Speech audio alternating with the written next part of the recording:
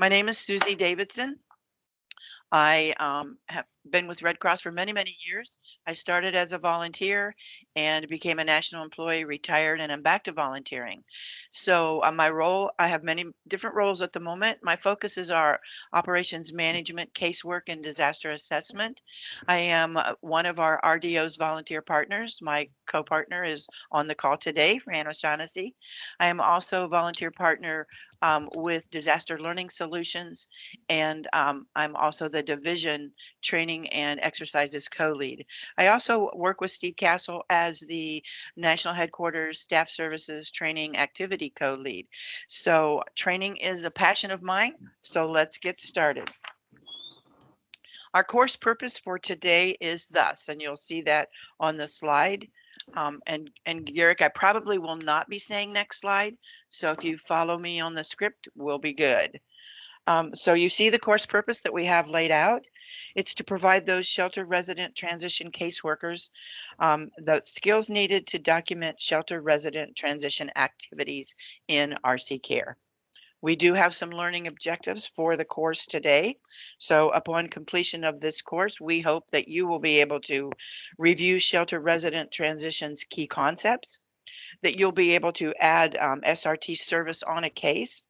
You'll be able to find all the cases with the shelter resident transition service in RC Care, and that you'll be able to issue SRT financial assistance, which will include the expedited SRT, standard SRT, incremental SRT, and DRO director exception SRT. So let's review Client First Sheltering Initiative, sometimes also referred to client-centered sheltering. So the emphasis of sheltering is changing, and it has been changing for quite a while now. Sheltering does not merely involve a facility, cots, blankets, and food. We strive to meet the mass care needs of all clients, but will also serve those individual needs of each client.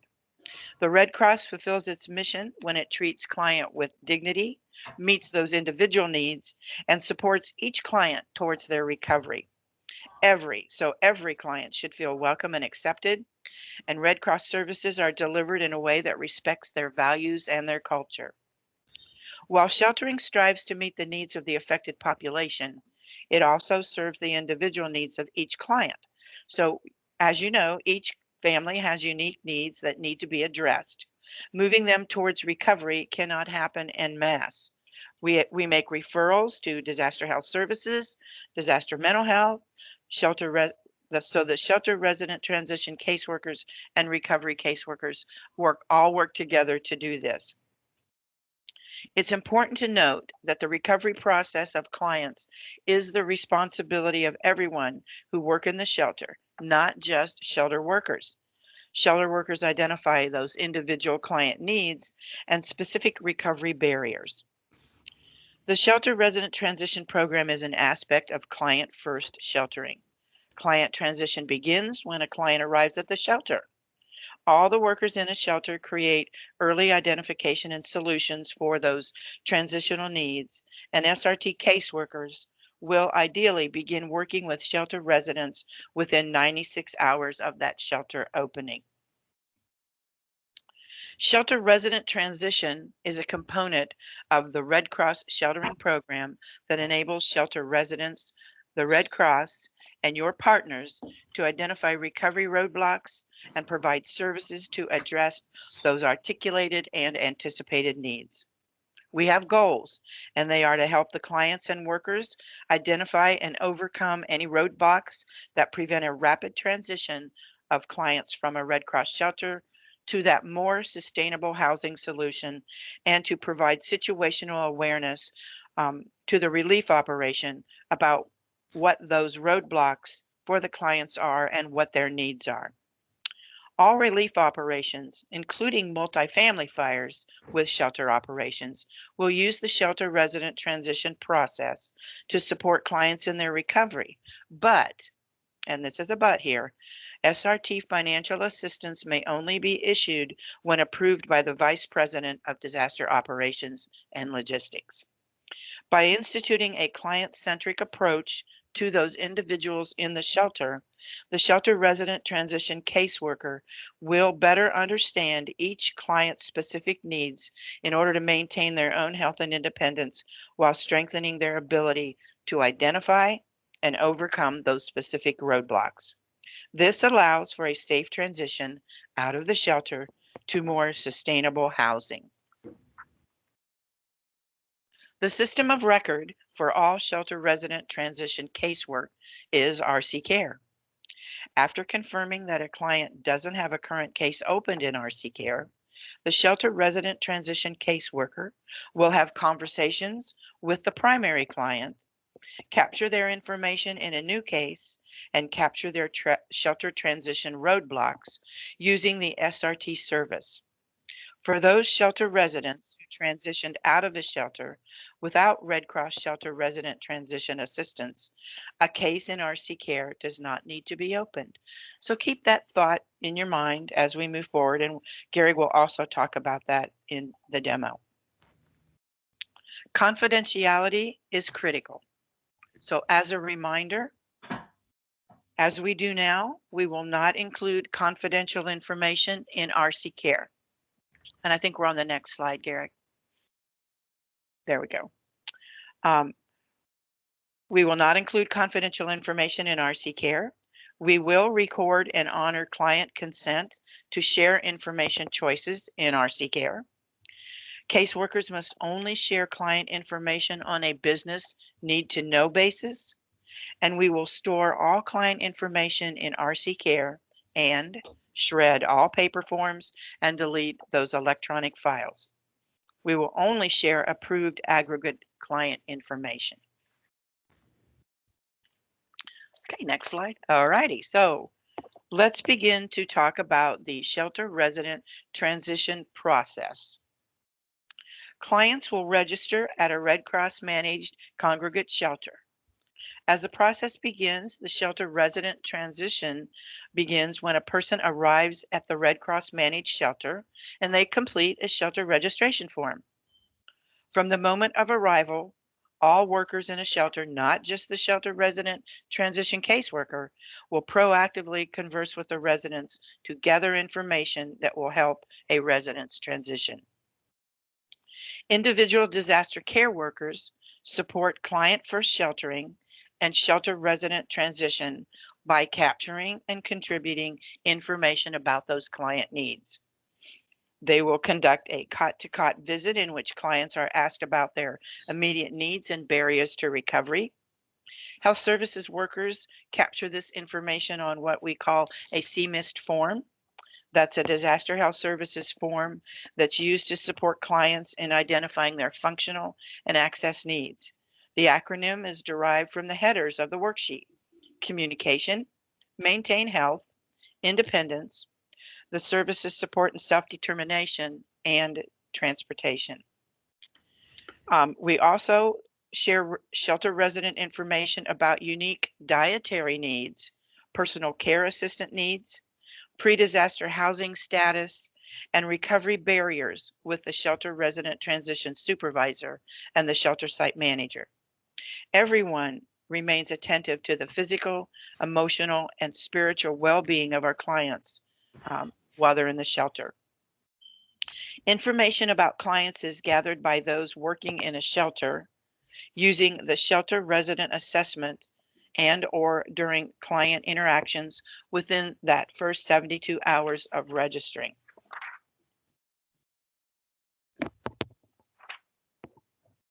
Information gathered aids in identifying transition roadblocks and engaging community resources.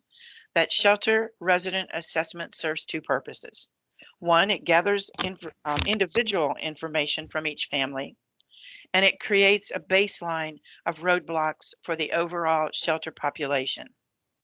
So it's really important to note that many shelter workers, plus the shelter workers, IDC, individual disaster care workers, SRT case workers, and maybe others, they all have a role in the shelter resident assessment, as everyone is collecting information about those shelter residents.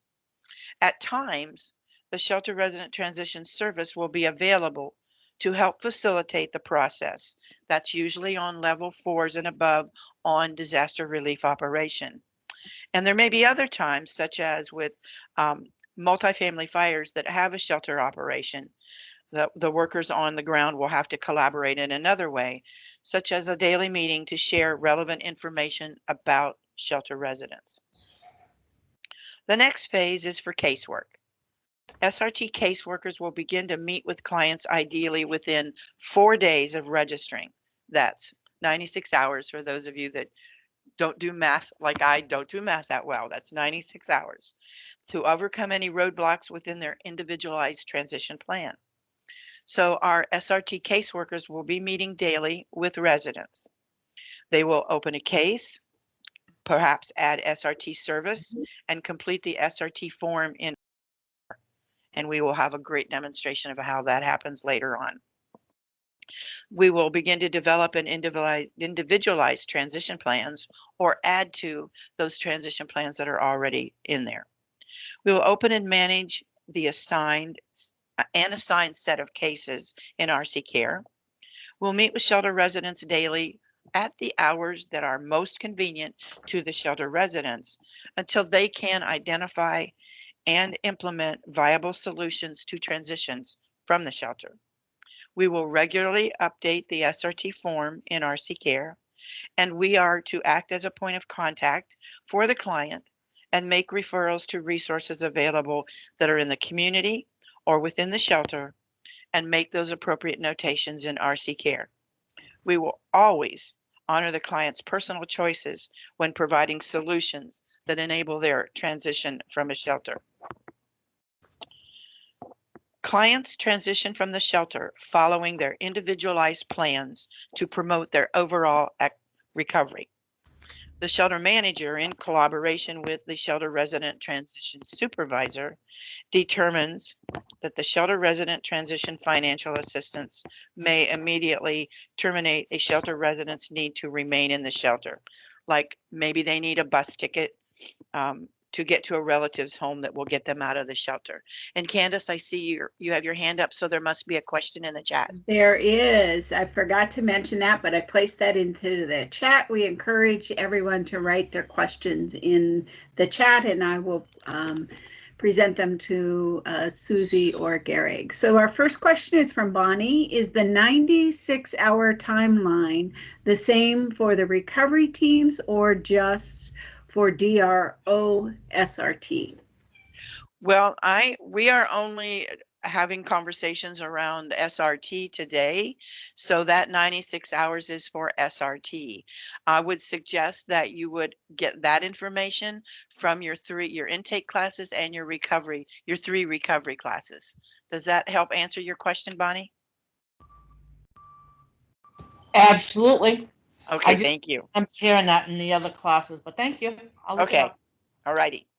For instance, if a shelter resident identifies a roadblock or a need that can be met immediately, allowing that resident to leave the shelter within 24 hours, Red Cross workers will work to fulfill that unmet need. Examples of this type of a need might be that bus ticket I mentioned to a relative's house or to a place that they're going to be staying that will get them out of the shelter, or maybe luggage that they need to move to a different place, or maybe replacing their car battery that will get them moving and along the way for recovery. So I'll pause right here to see if we have any additional questions, and Candace will be monitoring the chat as we move forward and talk about shelter resident transition plans. We do have a question from Angie. It was said that we only share aggregate information. Sometimes we share information to a partner regarding a specific client need once we have their approval. Is this correct? That is correct. And Garrett, if I'm not correct in saying that, you can just chime in. But I'm glad that you tagged on the fact that you have to have that client's permission and to see if the agency can actually meet that need. Did that help answer the question, Andy? Yes, Angie. Okay. Any other questions, Candace? Not at this point. I think we can proceed. Okay, thank you. So let's talk a little bit about shelter resident transition plans. They are led by the client and supported by that shelter resident transition caseworker. They're created over numerous interactions. They're very flexible to accommodate changes. It's important that they're developed equitably for all clients in the shelter. They're confirmed as viable by the shelter resident transition caseworker. And they are focused on safe, sanitary, and sustainable housing and the client's disaster cause needs. All plans are supportive of individual and family overall recovery, including both the physical and psychological well-being of our clients that are in the shelter. All right, so we're going to prepare to meet the client, and this will be a little bit about some quick recovery interview review. So the shelter resident transition supervisor and the shelter manager will establish a suitable interview area for the caseworkers to work with clients on a regular basis. What makes a place suitable to have your interviews? And we'll take any answers in the chat. What do you need to do to prepare that place to meet the client's needs and to begin that interview? Okay, we have some questions coming in, or some answers, I'm sorry, coming in. Okay. Bonnie says quiet, Angie says private, another private, snacks and water from Bonnie.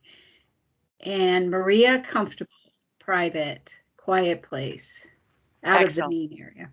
Excellent, excellent answers. A couple things, and just remember that the training is based on, face-to-face, but you also need to consider you may be a shelter resident transition caseworker and doing it virtually. So we need to keep both of those needs in place as well. So definitely privacy for confidential conversations, whether you're doing face-to-face in the shelter or if you're at home in a room, shut the door so that you have some privacy. If you're there in a shelter, you need to have a room potentially for larger groups and to meet our COVID-19 requirements in space. You've got to have tables and chairs. Definitely, if you're, whatever you're doing, whether it's virtual or in person, you've got to have power and computers. If you're in person, you need to have proximity to restrooms, snacks, and exits. And if it's virtual, you need to remind your client and yourself, get your snacks before we sit down to have a talk, and know where your restroom is in your home. Hope you all know that. Prepare yourself for meeting with the client. Remember, if this is the first meeting, oh, that's a good point. Thank you, Fran. Convenient time for the clients. Absolutely. Alan makes another good point, convenient for the disability integration clients. Yeah, great. I'm glad you brought that up. Again, if this is your first meeting, review available information regarding the client. So take a look at their shelter registration form. Find out what other Red Cross staff that have been working with the client have as far as any additional information. Make sure you know the basics of the disaster. Know what essential information you need to acquire from the interview. Be prepared to know how to create a case in RC Care. And if not already completed, you will create a shelter resident transition service and complete the SRT form. Okay, if this is the second or subsequent meeting with your client, you won't have to review everything. Just update yourself by reviewing RC Care and the SRT form. So when meeting the client for the first time and every time, that includes that good hello. At the first meeting, identify yourself as a Red Cross caseworker, explain the purpose of casework, and meet the family members. Your initial contact with the client will set that tone for the interview. And you can set the tone right by displaying the 3 C's. Anybody want to share with me what those 3 C's are, please? Well, while we're waiting, well, we'll finish that first. So Maria says compassion. Okay. Bonnie says calm and compassion. Angie says comfort, concern, and care. Excellent. And you had a question? Yes, we have a question from Crystal. What if you're in a hotel and there are not any rooms available? Could you meet outside, weather permitting? Absolutely. You know, use your best um, use your best knowledge and use good common sense. You know, maybe you can meet. Um, there may be a small office that you could meet in the hotel, but meeting outside would be fine. Other answers that you're seeing in the chat? That is it. I think we're good. Okay. All right. So for concern, simply being present and caring is a very big part of our service and should not be underestimated.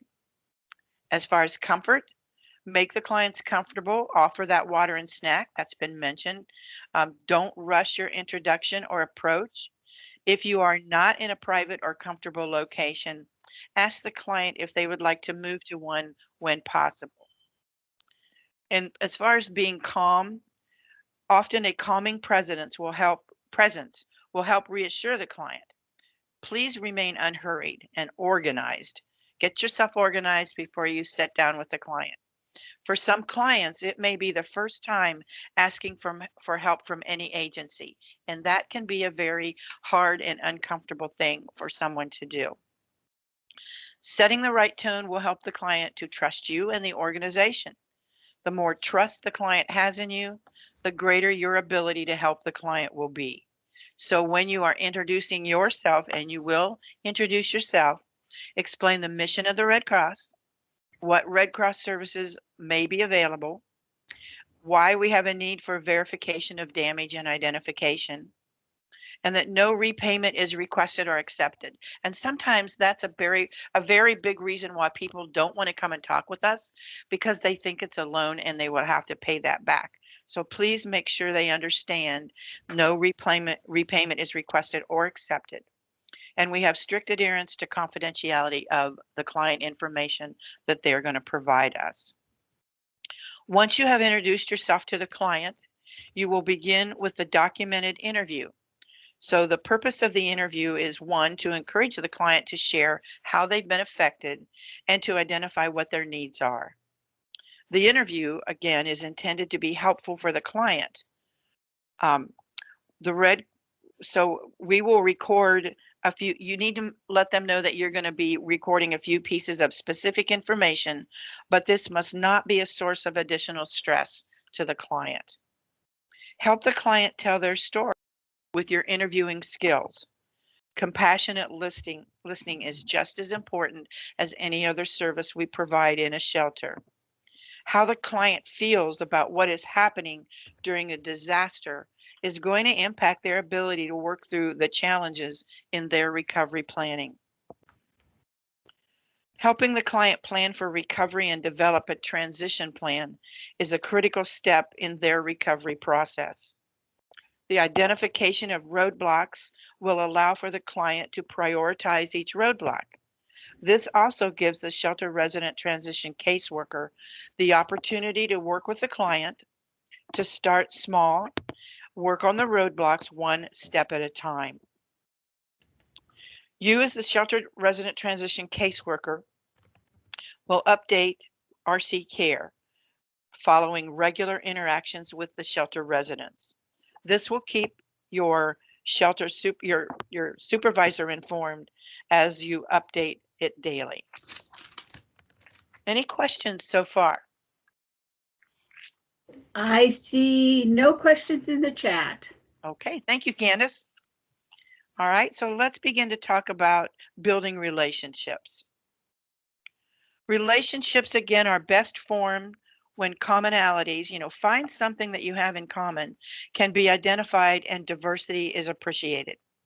When a person tells you about a personal strength, please listen carefully. Resist that urge to judge a person or the situation. Please resist the urge to interrupt and share your personal experience or to begin to propose a solution. Instead, focus on understanding the how and the why. How does the person feel and why do they feel that way? Get to know the person through honest and factual interactions. That will assist you in building trust. Provide accurate information is very critical because it sets the stage for all other interactions. You're a team. You know, what are you and the client going to work on together?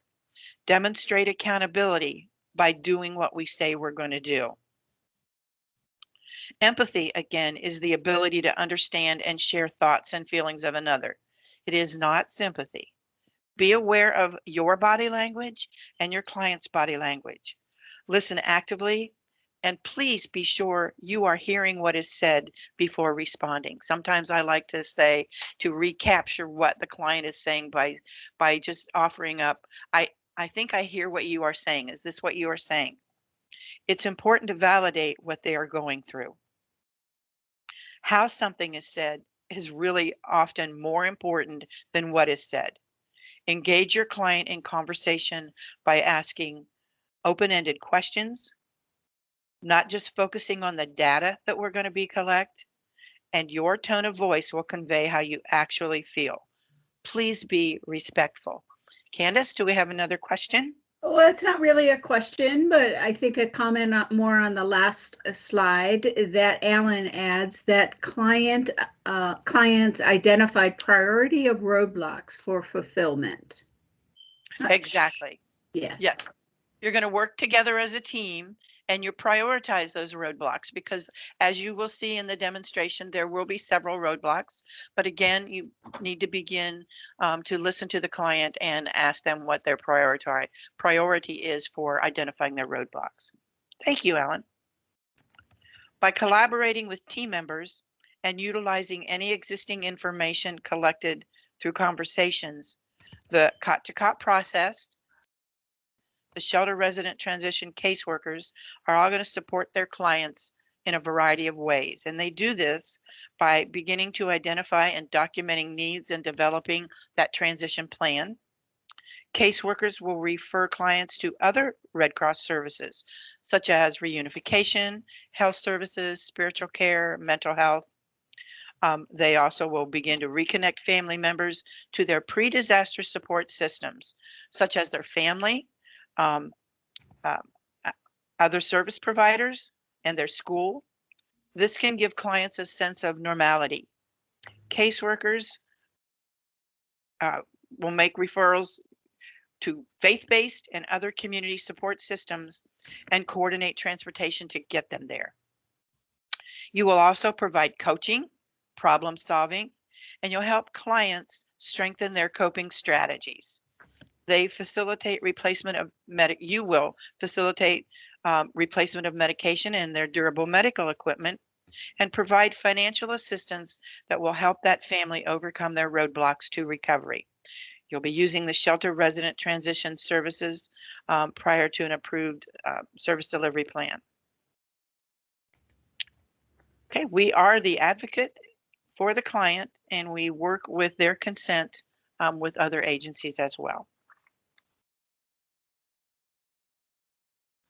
All right, the next slide may look like a very busy slide. I will go over it briefly, entertain questions, but I will let you know that Gary will be definitely going through each one of these financial assistance options when he goes through the demo. As mentioned on the previous slide, one of the resources available to you as an SRT caseworker is financial assistance. Remember, there are specific eligibility requirements for the client to receive SRT financial assistance. The full eligibility can be found in the doctrine bulletin called Improving Shelter Resident Transition. It is on the exchange, and it's probably what the information you need may be found on pages 9 and 10. And Candace will most likely put this link in the chat for you as well. So we have the 4 options. They include a current resident in a Red Cross managed shelter for at least 3 consecutive days, or the shelter manager in collaboration with the shelter resident transition site supervisor determines that the shelter resident transition financial assistance can be done immediately and will terminate a resident's need to remain in the shelter. So that's the expedited SRT financial assistance that's up there. Again, the example could be that bus ticket, maybe for $100, and you can do your research on costs and expenses and expedite it to get them to remove themselves from the shelter. The client states and demonstrates impact to their pre-disaster situation, and one or more recovery roadblocks is identified, and a transition plan that describes how the financial assistance enables the shelter resident to transition from the shelter within 72 hours. So the standard SRT financial assistance, you'll be working through the transition plan. The incremental SRT financial assistance is, for instance, maybe the client needs $100 for a rental application and they need that right now. So you can provide that as the first $100, and then maybe they need the remainder of the $300 to help with the rent after they've completed that rental agreement, and you can do that in that remainder in increments, and that will be the incremental SRT financial assistance. And then the last one is the DRO Director Exception SRT financial assistance. So when issuing DRO Director Exception SRT financial assistance, the process is going to feel familiar to that incremental SRT financial assistance.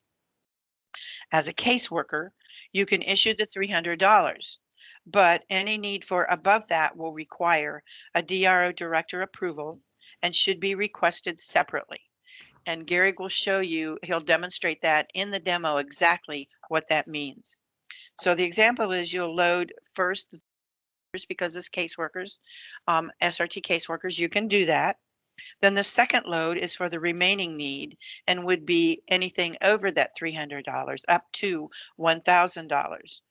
You cannot load the $1,300 all at once. You'll get an error message, so that you do have to break that up into the 300 and then the 1,000. And Gary will show you how that's done and how that begins to be a commitment and how you need to wait for the approval from the DRO director. Candace, did you have a question in the chat? No questions. We're doing well. Okay. Okay, so I'll pause a minute to see if anybody does have any questions.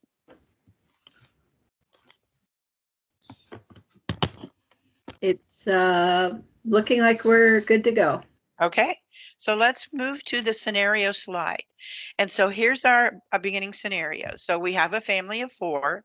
There's been a massive snowstorm in Northwest Ohio, and there's a lot, many widespread power outages.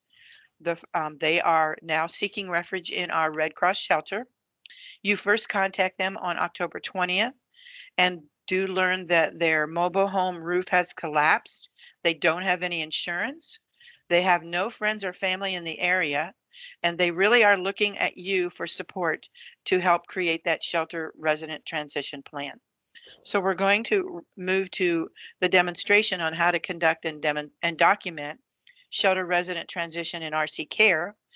Down the road in a few days, next week possibly, you will have the opportunity to practice the skills you learned today by working through several scenarios in the sandbox when the sandbox becomes available. It is not available at this time.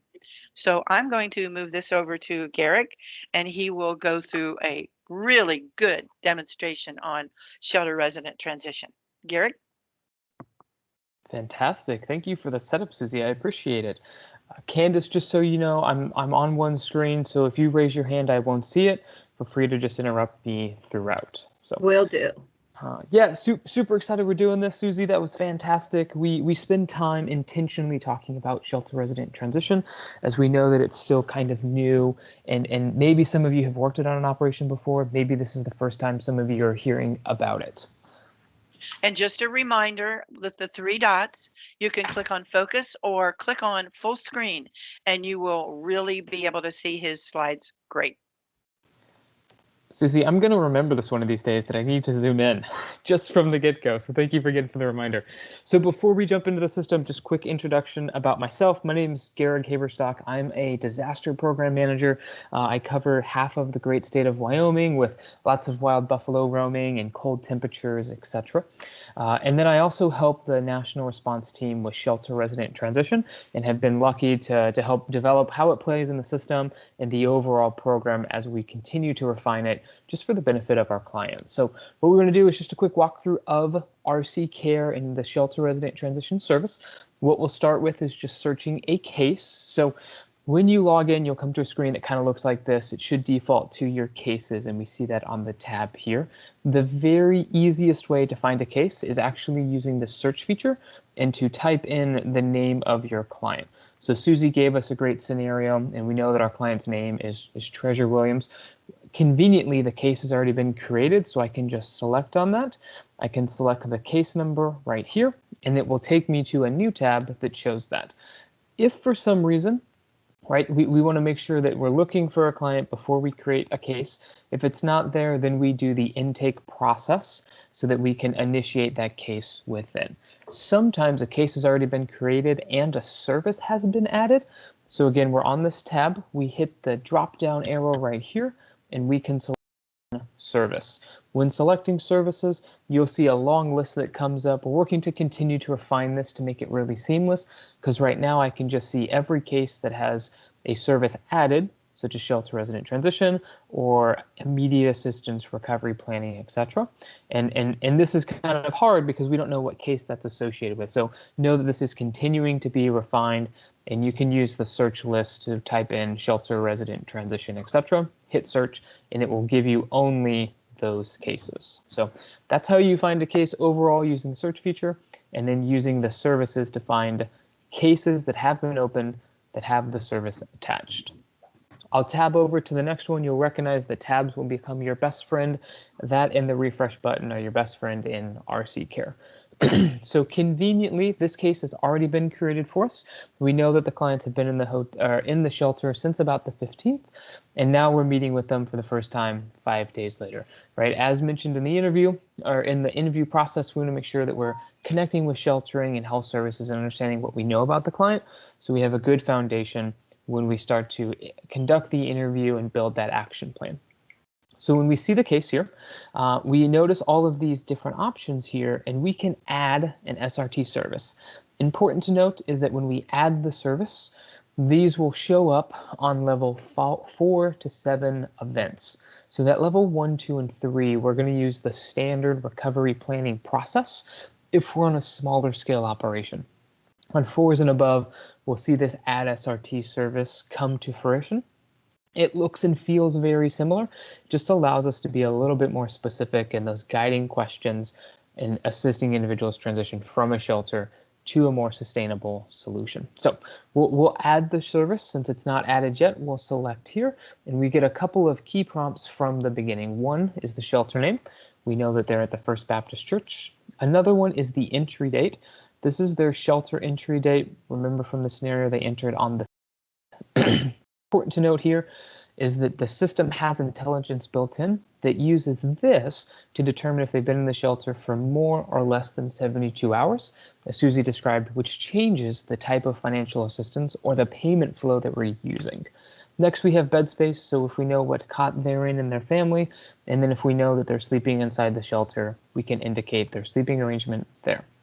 We select next, and then we come to a pets. So if they have a pet, we can toggle this to yes, and we can add a pet. If they don't, we say no, and it moves us right along. We'll show what the pet one looks like. So we know that we have a pet named Rocky, and their pet is actually a mouse.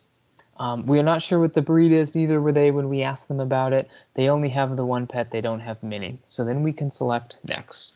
That is the entry point to the form. It says, thank you so much, your service has been saved. I will finish this out just to confirm it, and it's going to tell me, wait, it's already been added. Perfect. And Garrick, I have a real quick question here from Maria. Yeah. How does the system get the hotel shelter name, the event number associated with the case? Great questions. So the system knew the hotel name because I've used that on many cases, and so it's just using like a Google Chrome autofill feature. And then the events are created by the event manager, and there's an event management training that talks through that more in depth. Okay. Cool.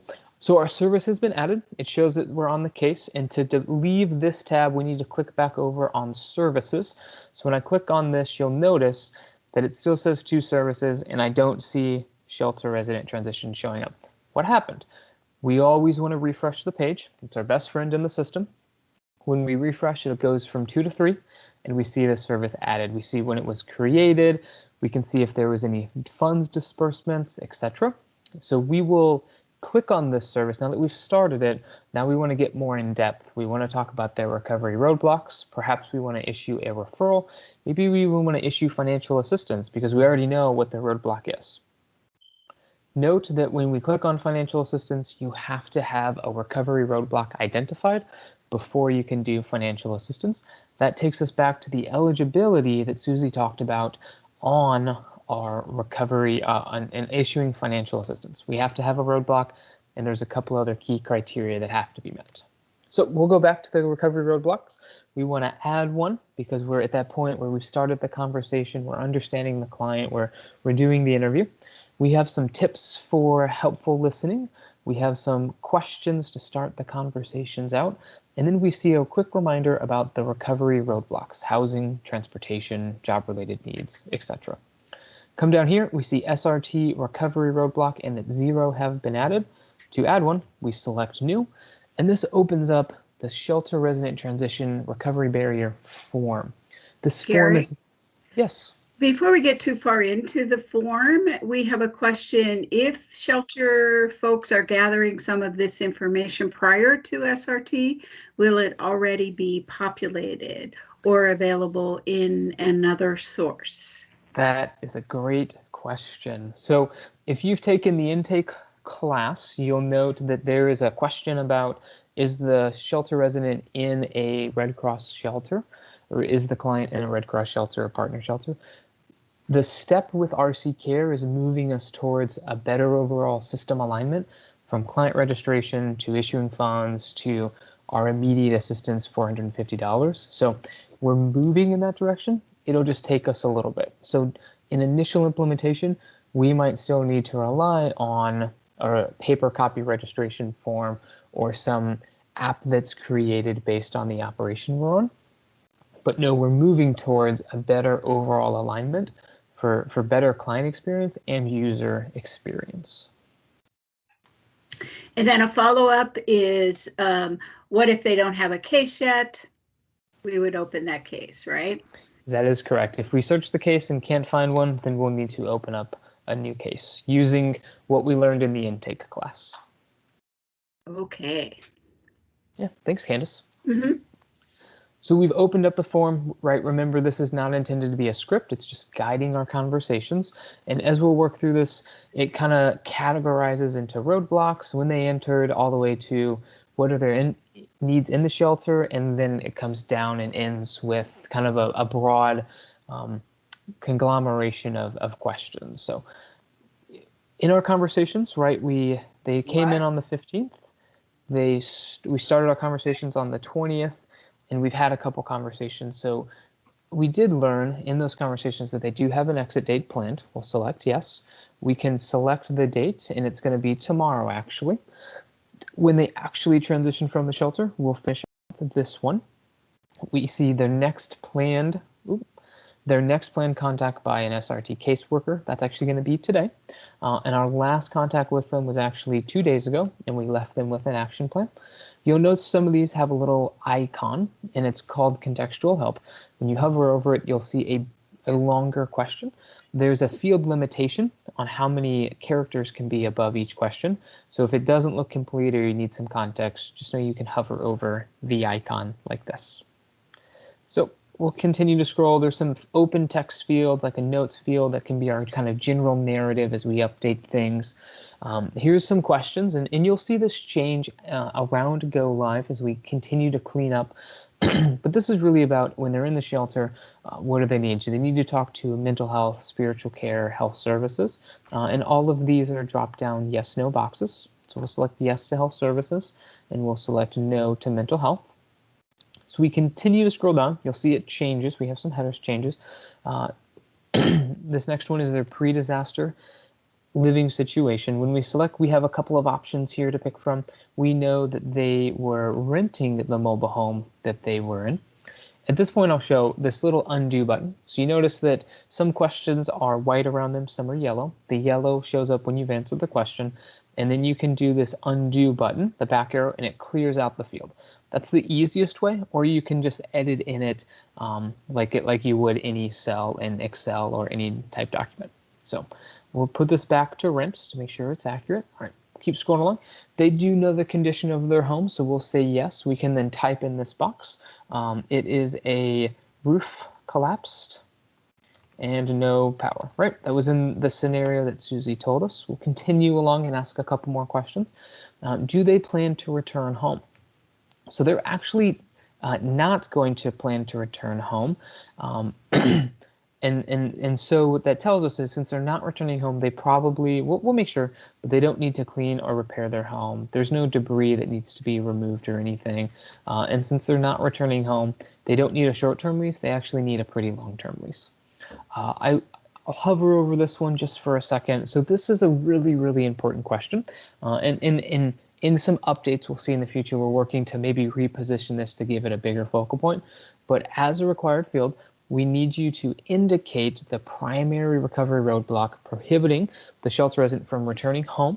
And whether that home is their pre-disaster or post-disaster, we just need to know what that recovery roadblock is. So in this instance, since they've lost their home, and in confirming with them, we know that their primary roadblock is housing. So we'll select that there.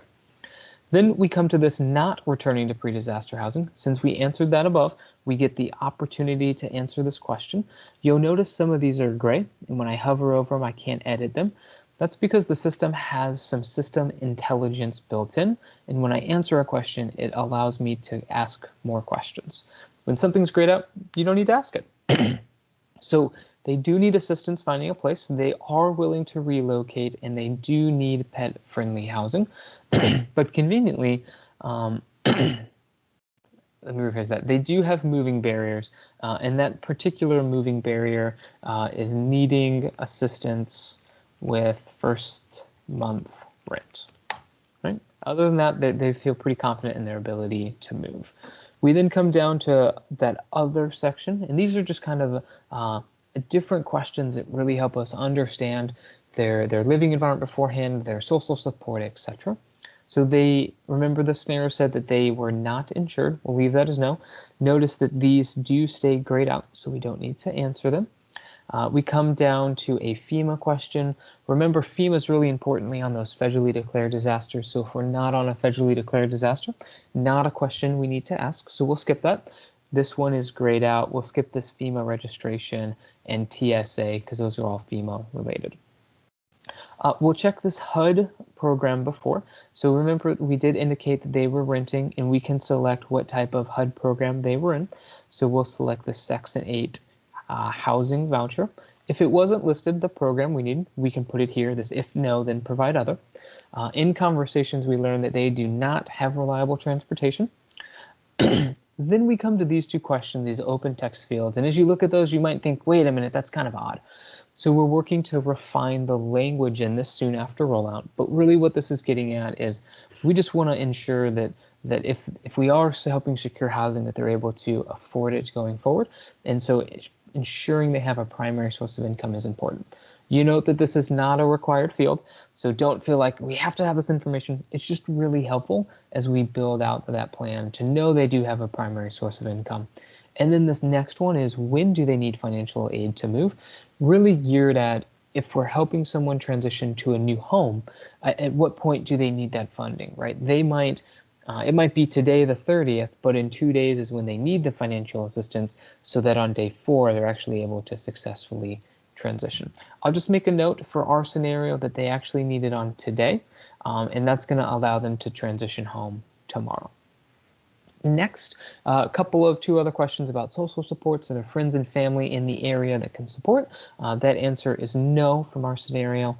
And then, was they working with a caseworker beforehand? Yes, they were in a HUD program. And so that helps us then know, oh, there might be somebody we can connect with. What we learned about their transition plan is that they're actually planning to move. So planning to move to Miami, right? They're sick and tired of the snow and they're getting to the beach. And in Miami, they have a rental awaiting them. Then we have our last two questions about missing documentation. We can say yes or no. In our instance, they weren't missing any documentation.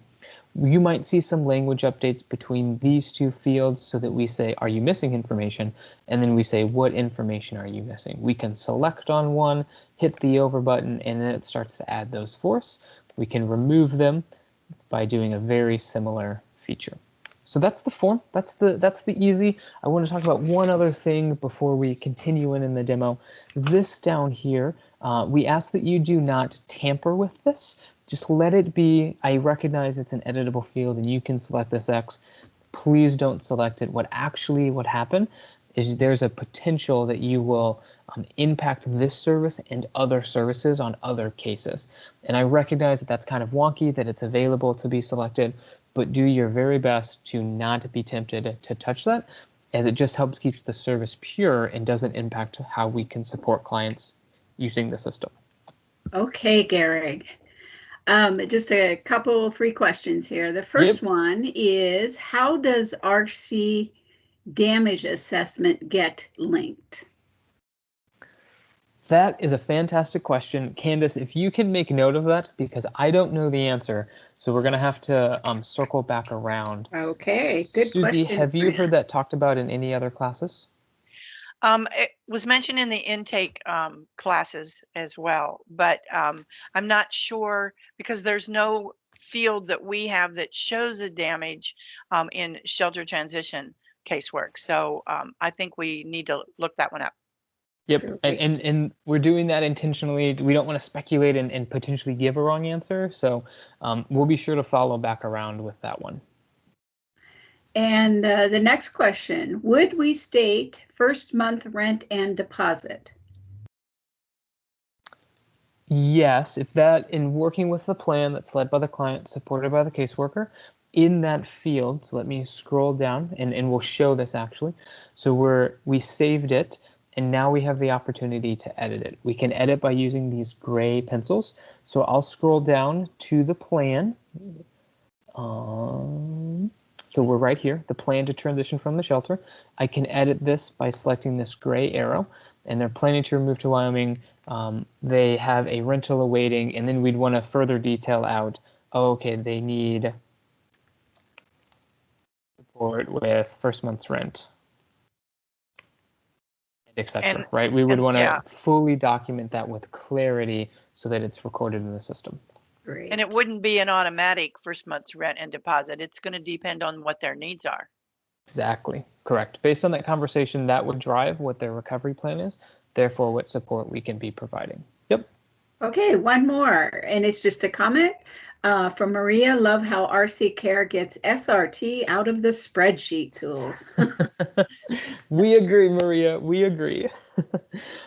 Just know that the woes of the spreadsheets have been heard, and this is a step in the right direction for us all. And then it looks like Alan has his hand raised. Alan?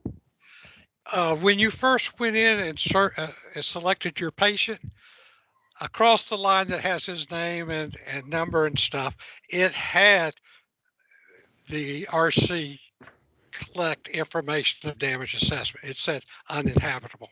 Right, it does. On that tab at the top, it does have a damage assessment tab. Astute, Alan, very astute. And then we have Patricia asking, if a caseworker accidentally clicks on SRT that you said we should watch, the service at the end, is there a question that would ask, are you sure? That would be fantastic, but unfortunately there is not. Yeah. And between us friends, right, the reason that's like that is there's some other priorities for correction within the system before go live, and this one just falls lower in their priority list. So they know about it, but we just might not see it initially. Great. And then Maria makes a comment, RC Collect may feed RC Care on the damage assessment. And then Crystal has her hand raised as well. And then we probably ought to move on because we got a little bit. Crystal, you want to go ahead and ask your question? Yeah, I'll make it quick. I've been on a couple DROs now, and the first one I was on, I remember them having the shelter transition team. They're helping our clients transition, obviously, out of the hotel back to home. But the current one that I'm on, I have not seen the shelter transition team implemented. So is there like different states allow different things, or is it because I've noticed that different things happen here because of different laws? Is that how it runs? Crystal, what DR are you serving on currently? Louisiana. Yep. So I'm glad to hear that. So shelter resident transition is active on all operations currently going on across the U.S. There's a large focus on Louisiana, Oregon, and Northern California, and beginning in Colorado. So just because you're not seeing things implement places doesn't mean there's not virtual support or some people on the ground supporting it. Okay. I think we can go on. Great. Thanks, Candace. So I showed you what the edit feature looks like here. What we want to do now, notice all these tabs across the top. You saw me navigating through them when Alan made that fantastic remark. So we'll hover over this one that says shelter resident transition and go back to it.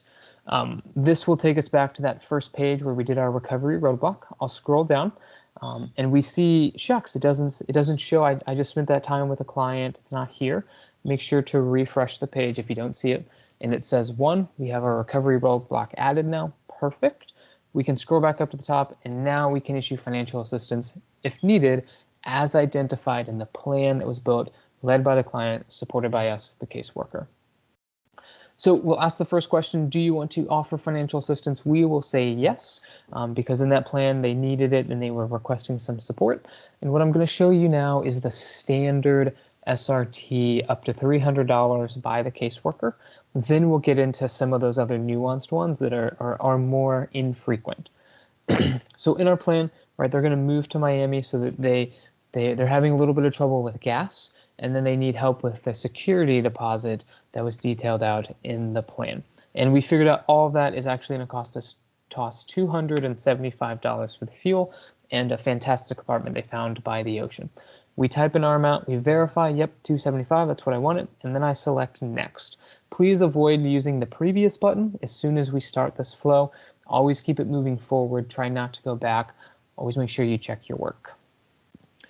When we put in the amount, we can choose to select an EFT, electronic funds transfer. If one of those does not work for the client, we can select options above, do not work for the client, click this box. That will allow us to add a CAC, a client assistance card. In our instance, the EFTs are going to work, so we leave that unchecked and we select the next. What this does is the system thinks a little bit. It gives us a blank and we got to finish out our payment by hitting finish. You'll notice we see some other circles over here and our commitments went from 0 to 1, and now we've just done a commitment of $275, right? We commit funds and then funds are dispersed. In this instance, the client would receive notification and then they would get a text or an email prompt to receive those electronic funds transferred. Gary, we have 2 questions. One is, so what happens if you use previous? Do you know what will happen? I do know what will happen, and what it does is it hinders our ability to provide financial assistance well. It creates a glitch in the system currently, so please do not use the previous button. I know curious minds want to do it, but just keep things moving forward and always check your work before you select next. And then Andy asks the questions, if there were multiple roadblocks, would we continue to add them and then proceed to financial assistance? It's a great question, Angie. So the intent of the form is that we just complete it once and we add one, and in that On initial go live, we're going to select the primary recovery roadblock. We can use the notes section to document others if they exist. And in future updates, we'll probably see a more pick list where you can select multiple if there are multiple. I think that's good. Great. So that is the providing the basic, most common up to $300 at the caseworker discretion when building a plan led by the client. What I want to show you now is a couple of other payment flows from the incremental, the expedited, and then the DRO director exception. So at this point, we're going to toggle over and assume that we have already opened the case, done our interview, determined the roadblocks, added the form, and now we're just going to issue financial assistance. So we're going to skip all that pre-work and just focus on the financial assistance for the next 3 demos. This one is the expedited, which is when a client has not been in a shelter for more than 72 hours. We add the roadblock, we do the interview, we come to the financial assistance, we select yes, they'd like financial assistance, and you'll notice that we get this little message up here at the top that says the client has been in the shelter less than 72 hours, all based on the shelter entry date.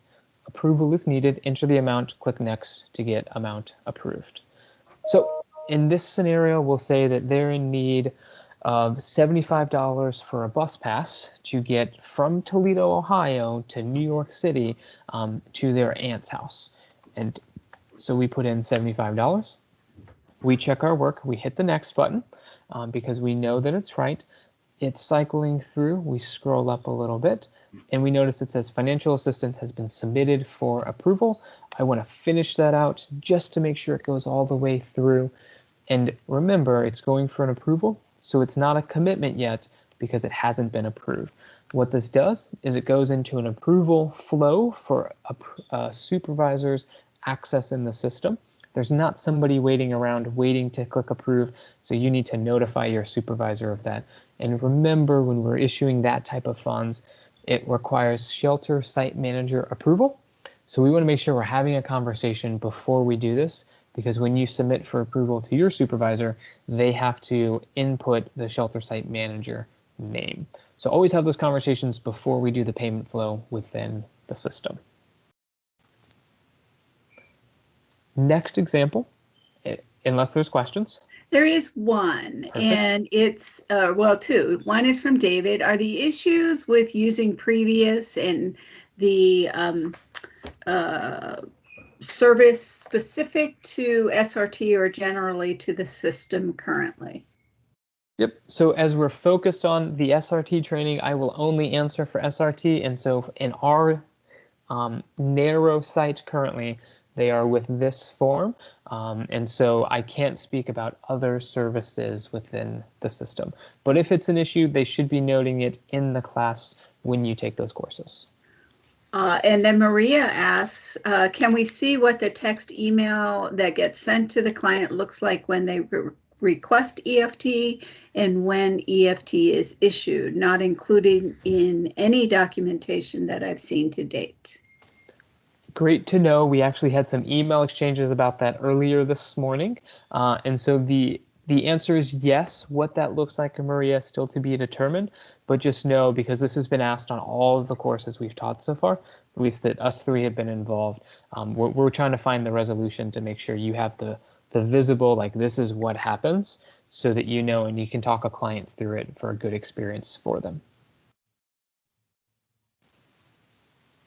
Okay, I think we can move on. Great, thanks, Candace. So we just talked about expedited. Now we will talk about incremental. Remember, the incremental is on rare occasions with supervisor approval. We can issue funds twice for a client to successfully transition. And in a way that would play out would be in a plan we're building with the client, we learned that yes, it would be wise, and the client agrees, that we issue a little bit now and maybe a little bit more in 2 days. And the little bit now is for an ID card that needs to be replaced. And they need an ID card replaced because they're a truck driver and the wildfire came through and burned down their rig, right? And so what we need is a little bit of money now and then a little bit of money after they get their ID card so that they can get an apartment in town because they lost their ID card. right? That's going to be our scenario. So the client would like to receive financial assistance. And what we can do here is it's going to look very similar. We just do it twice. So we'll put in the $30 that are needed to replace their CDL that they lost, their commercial driver's license. We check to make sure 30 is accurate. We hit the next button. Again, we're going to use the EFT option, not the CAC option that we could select here, and we'll select next. What it'll do is it'll take us to the page. We'll select finish, and it will round it all out, and we'll notice a commitment will show up over here. At this point, since we're going to do this twice, I just want to scroll down and show you something. Under the service history, we can see the log of all the actions taken on the case so far. So we see this first load amount right here for amount requested, and we're going to see that change when we do this a second time. So let's move forward 48 hours in advance. We check on the client. They did get their CDL. They're continuing to work their recovery plan, and now they're in need of $170 additional so that they can put down a first month's rent on an apartment in town. So we're going to select next, move this over to next, and we'll type in our $170. We'll verify that that's the right amount. We'll select the next again. Again, we're going to use the EFT option, not the CAC option. We'll select next. We'll get one more page. We'll select finish. And notice the commitments on the right is going to, now we have a second one that displays. So we see this $30 and this $170 over here as a commitment. Sometimes you get this error message about a commitment has been done, but there hasn't been a disbursement. Remember, a commitment is we're committing funds. A disbursement is we're actually giving them to the client. So kind of a two-step process. If you had this trouble, you can use this resolve payments, and how to resolve the payment is detailed in the financial assistance job tool that I believe you all have access to. Very good. Just quickly, if you could explain why those headings say Friday, just as a demo. Yep. So these tabs are all client names. So this is Gehrig's way of making sure that he does the right flow on the right case, because there's some system dependencies that allow us to do different things. So this one is Treasury Williams, which was our client. This one is Friday Expedited, Friday Incremental, and Friday DRO Director.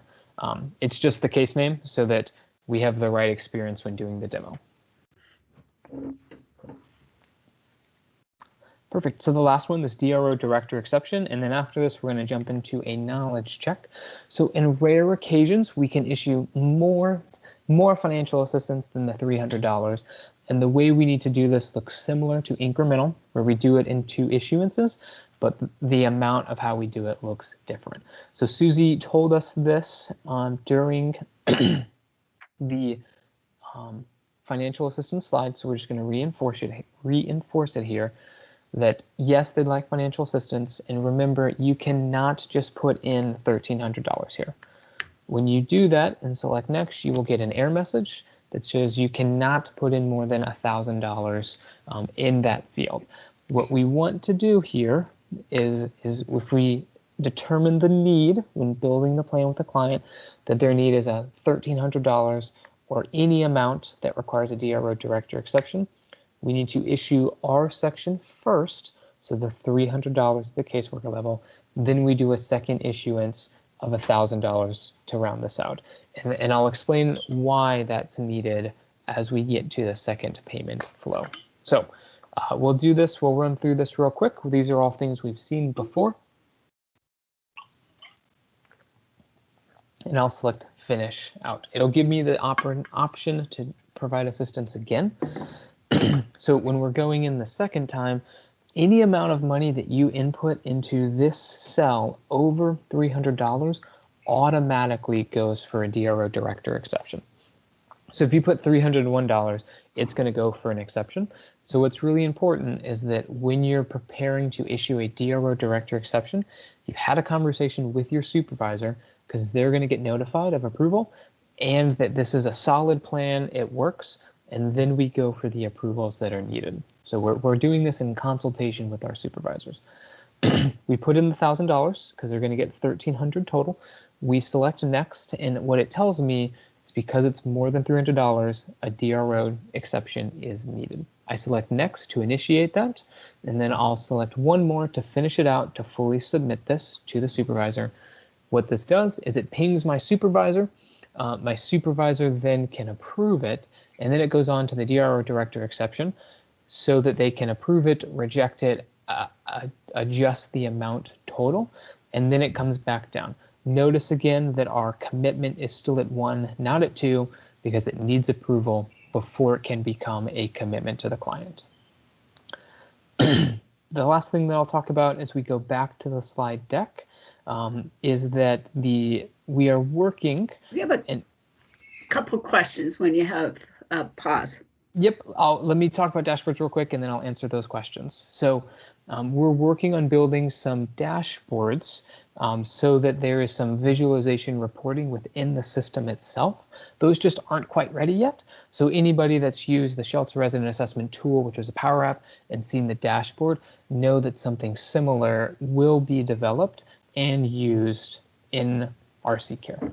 Candace, I'm ready for those questions. Okay, so the first one is from Maria, and it says the documentation says SRT supervisor must approve 2 disbursements of SRT. Is this done verbally or via the system?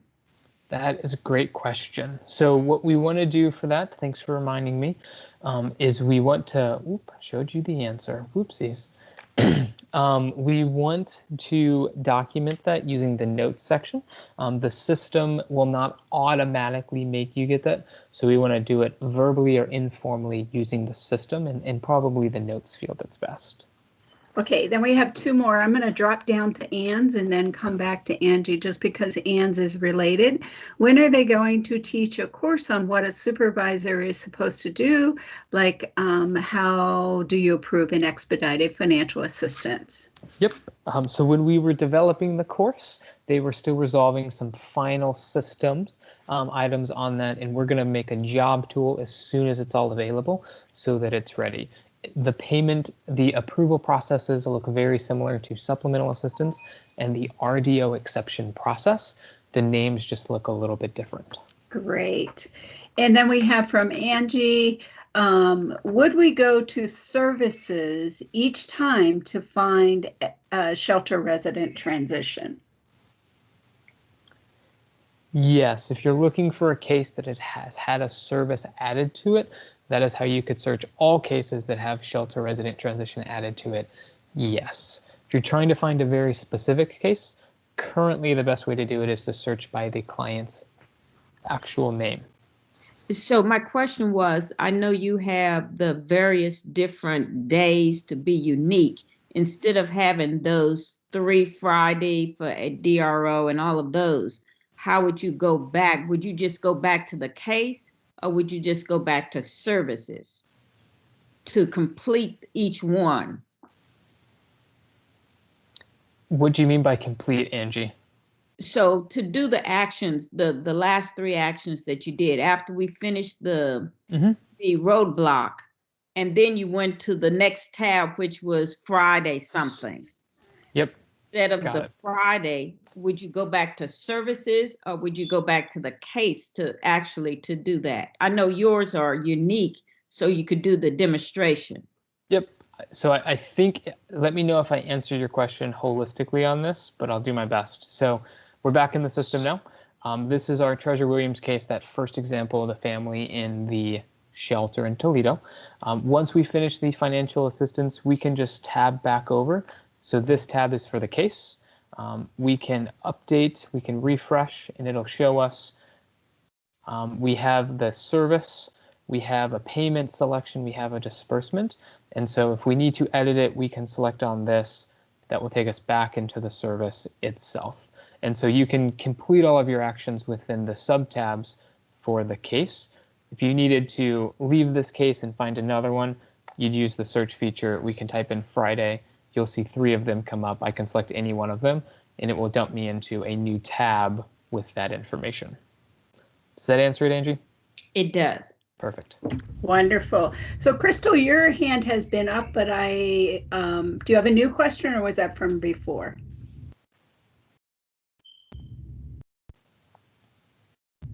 from before. Okay. That's it for questions. Great.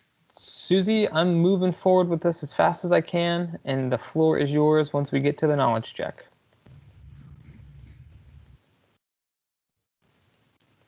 Thank you, Gary. Great questions in the chat, and good demo. Always a good demo.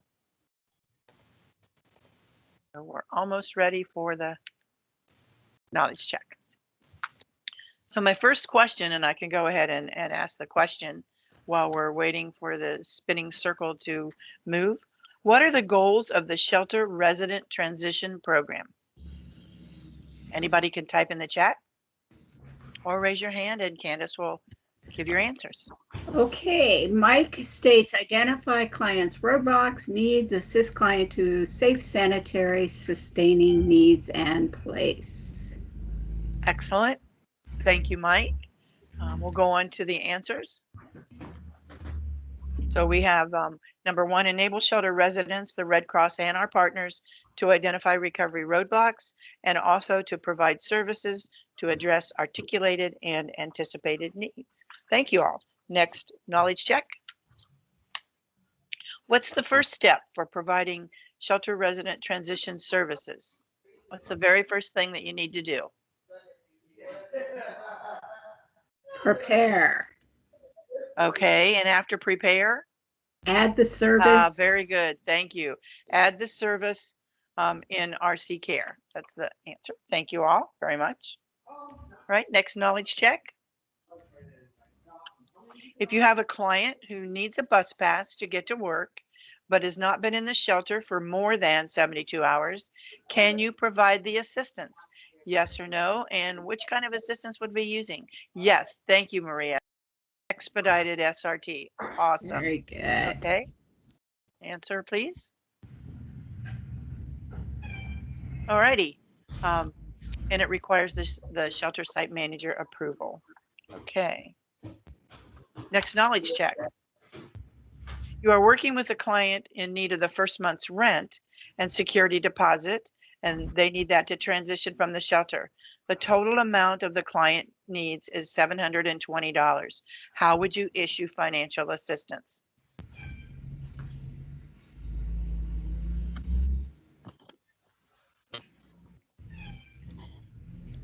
Okay, this will be the incremental or okay, there we go. Very good. Now we got it. Yep, the caseworker can issue up to $300 and the additional $420 will require that DRO director or designee exception approval. Very good. And the next slide, congratulations on completing the course. So those were our objectives here. Hopefully you are now able to review the shelter resident transitions key concepts and create that shelter resident transition service on a case. You now know how to find all SRT cases, and we've really talked quite in depth about issuing SRT financial assistance. That includes that expedited SRT, standard SRT, incremental SRT, and DRO director exception SRT. Your next steps are going to be when the sandbox is available, go into it and practice and complete the following. I want you to search for cases that require shelter resident transition, select that case, create the service for SRT, and enter some financial assistance for that case. Next slide. So the question from Alan is, he's in Group A, and when will the sandbox be ready? Yeah, there's several of us on this call that are in Group A, and we'll just keep to our standard answer in a few days, maybe next week. So they're working on it feverishly, and they want to get the bugs out so that we'll be able to use it appropriately. I don't have anything other than that to add about the sandbox. Gary, do you have any updates? I know you talk daily about that. No further updates. Okay.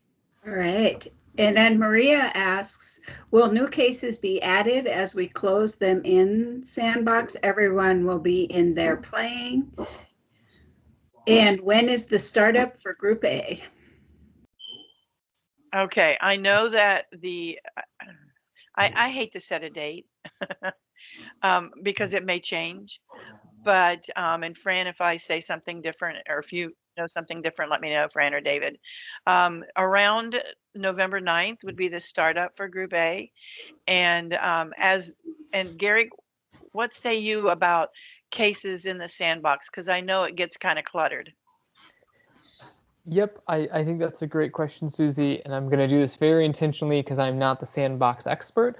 When the sandbox goes live, we can expect additional information on how best to navigate that, such as closing cases, keeping cases open, etc., so that everybody has the opportunity to play around in the sandbox. Yeah, so we may have a king and queen of the sandbox handling that behind the scenes, but stay tuned for that kind of information. You will get that as you get the information letting you know when the sandbox is ready. And then Anne asks, how do we know if we are in Group A, excuse me, or B? I would recommend you ask that question to your regional disaster officer and let them answer that for you. And I think I have posted the wrong survey into evaluation survey in the chat, so I'll get the correct one and do that again. Okay, so Candace will be posting the survey into the chat. It's a short survey. It won't take you very long at all. We hope that you will complete the survey. We're using that for moving forward and seeing if we need to make any updates to the training. And again, thank you for giving your time and your skills for this training class. Great questions, and I'm sure that Gary or Candace, you will also want to share thank you as well.